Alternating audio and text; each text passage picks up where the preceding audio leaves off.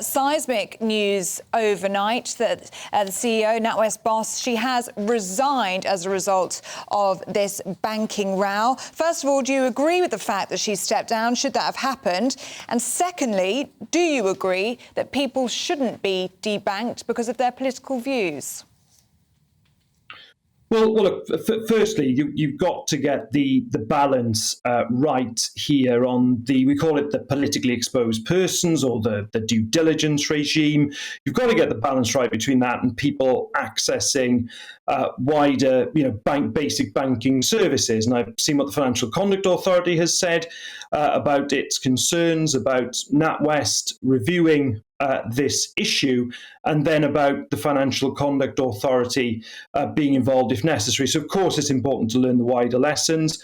With regard to Dame Alison Rose, I think it was a matter for her and for the board of NatWest to make this decision on the basis of the information available to them. But I thought it was remarkable last night to see how quickly the Prime Minister and the Chancellor weighed in on her future. If only they'd weighed in as quickly on the futures of, say, Gavin Williamson or Nadeem Zahawi or Dominic Raab when they were putting their own house in order, I think this government might be in a much better position. But of course, we need to look at this particular case. We've obviously seen a lot of coverage of it in recent days, but we then need to look at it carefully and then look at obviously the wider lessons going forward, certainly.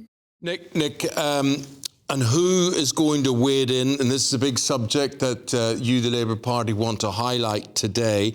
Who's going to wade in on behalf of those families, 5 families a day, made homeless by the very real cost of living crisis?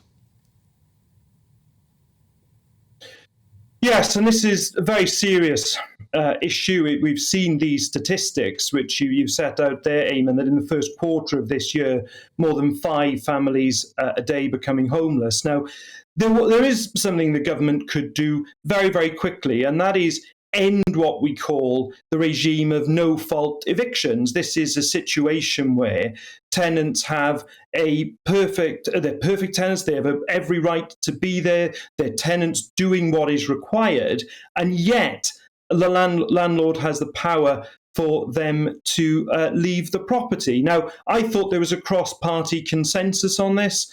The government had promised to end these no-fault evictions 4 years ago, still hasn't done it. That is what they need to do, because looking at this same set of statistics, the use of those type of no-fault evictions is up 23% on the previous quarter. The government needs to act very, very quickly.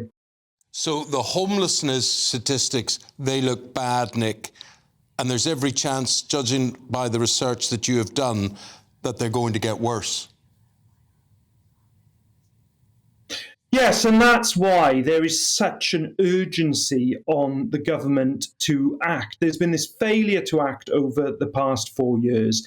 Taking action now will unquestionably make a difference. We would actually be introducing, if we were in government, a renters' charter to give that longer notice period to people when they get into difficulties, to give people rights in terms of making reasonable adjustments to their home.